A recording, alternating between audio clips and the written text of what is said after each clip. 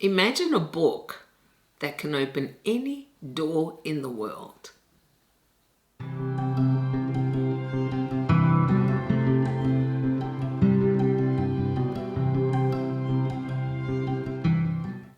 G'day to all you lovely people and welcome back to my channel. I'm Kathy and today I want to talk about this, The Book of Doors by Gareth Brown. Okay, I will confess that when I saw this in the bookstore, I fell madly in love with this cover. I think it is one of the most beautiful covers I've seen in a long time, or one that appealed to me anyway. But it's been a long time since I've been sucked in by a cover, so of course I thought I'll see what it's about, and if I like it then I'll buy it. And I did like the premise. Basically, this book is urban fantasy. It takes place in modern day times and it is about a bookseller who is given a special book. The book actually is a book of magic that allows her to open a door anywhere in the world. Basically, any door is every door. Or so the blurb says anyway. As usual, I will be splitting this review into 3 parts, without spoilers, with spoilers, and a score and summary at the end. And timestamps will be in my description box below. The basic plot is that the Book of Doors is not the only book of magic out there, and because they imbue the bearer with special talents, abilities, there are of course people hunting these books, called book hunters, people who can be ruthless, even kill people to obtain more and more of these books of power. And there is one who it seems many book collectors are afraid of, the woman.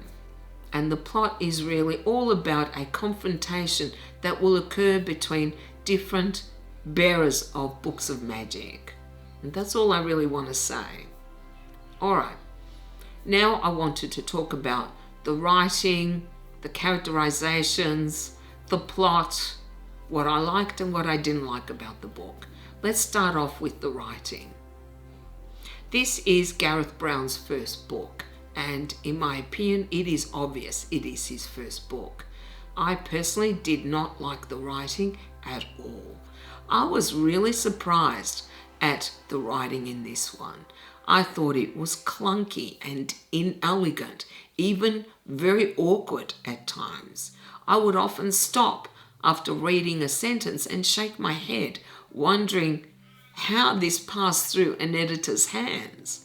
It definitely required a lot more editing because there are too many repetitions in, for example, the same sentence, especially when the author described emotions.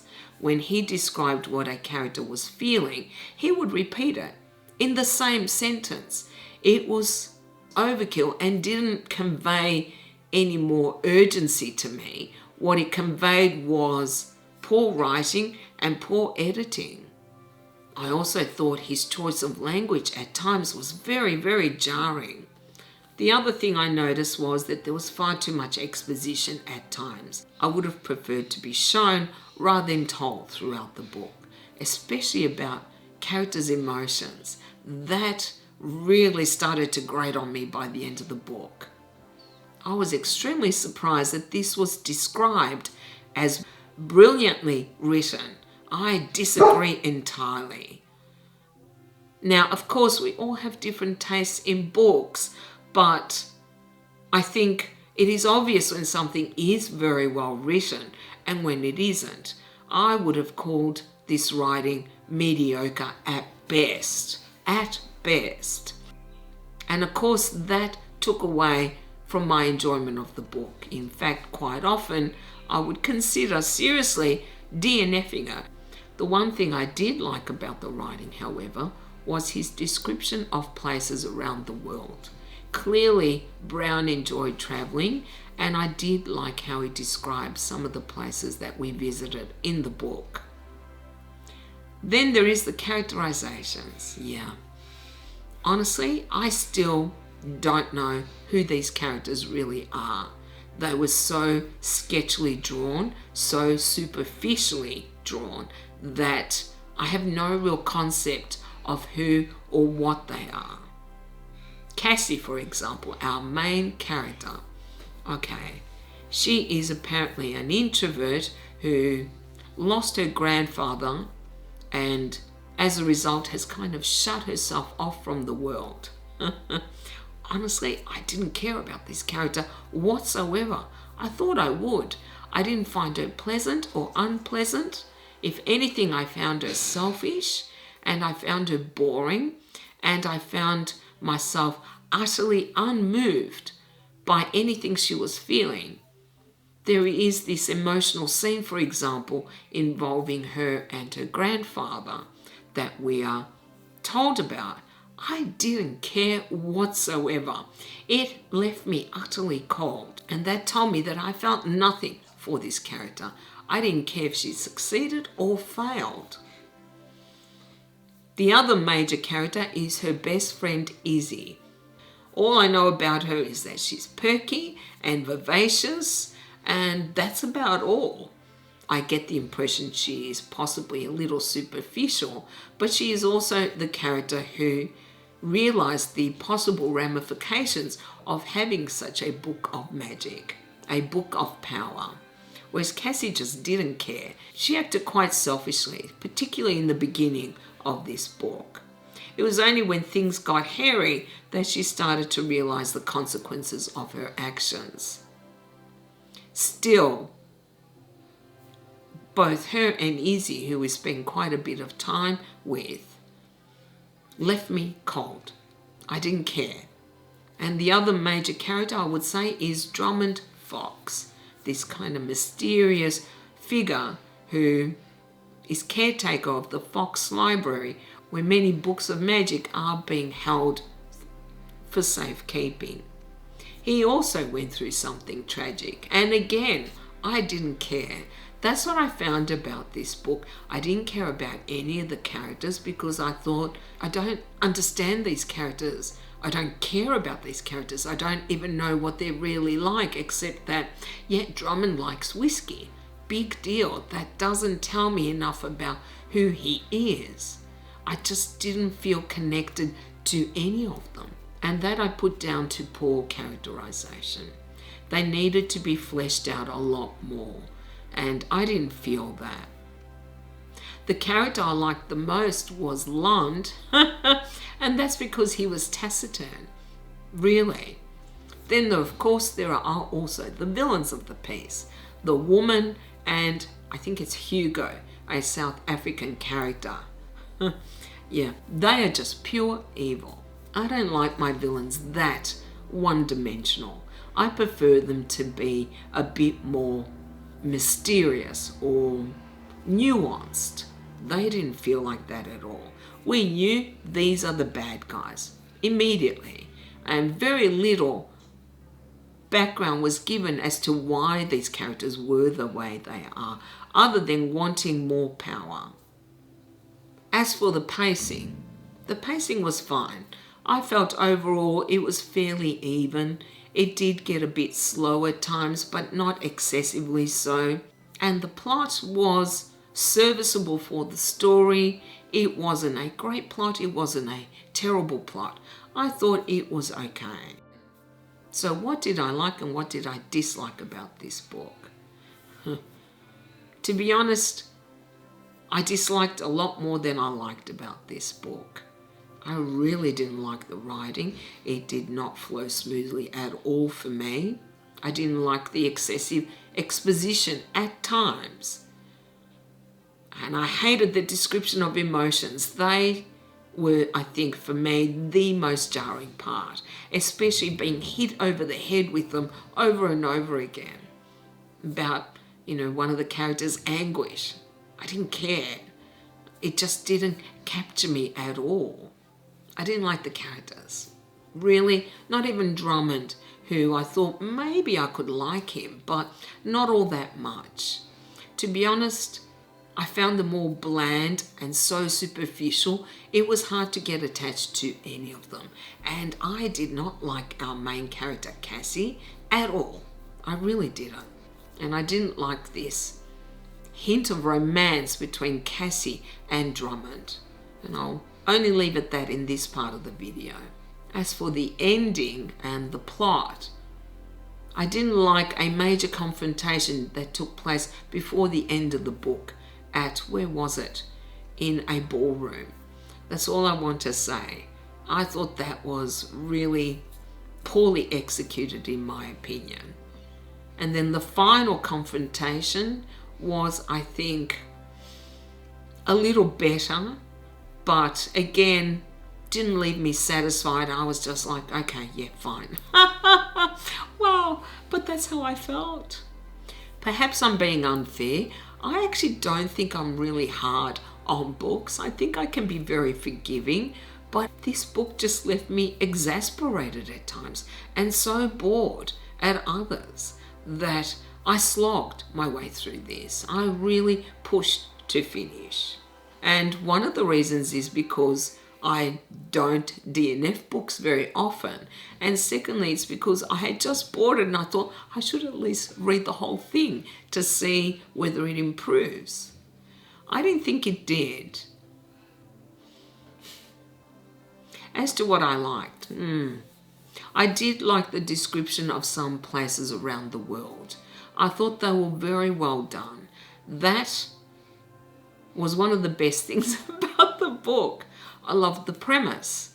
I love this idea of books being magical, of having special powers. That was a great concept. But unfortunately, that is about all that I did like about the book. Now I want to talk just briefly about one major spoiler because it bugged me so much that I feel I have to get it off my chest. So spoiler alert. This is Editing Kathy. In addition to the Book of Doors opening any door in the world, it also allows the bearer to travel back in time as well, which is very cool as an idea. However, this aspect of time travel, I don't feel actually necessarily improved the overall plot. Brown's take on time travel was interesting, but it certainly didn't make this a more compelling read, not for me anyway. And Cassie goes back in time to see her grandfather. Honestly, that whole scene didn't touch my emotions whatsoever. I knew what the author was aiming for. He wanted to tug at my heartstrings. He failed because I didn't care. I didn't care about Cassie. I didn't really even care about her grandfather. But the biggest issue I had with this book was when Cassie got thrown back in time. I think it was 10 years. Yeah. She meets up with the old man who gave her the book. I can't remember his name now. And basically lives off him for 10 years while she hunts sporadically for the Book of Doors. I mean, seriously? That's all she did with her life for 10 years? She basically lived off an elderly man and was, a companion to him? She didn't work? Wow, I just found that so crazy and bizarre. And it made me dislike this character because I thought, how selfish is she that she can live off an elderly man, a lonely elderly man, and yet contribute really nothing than what, friendship?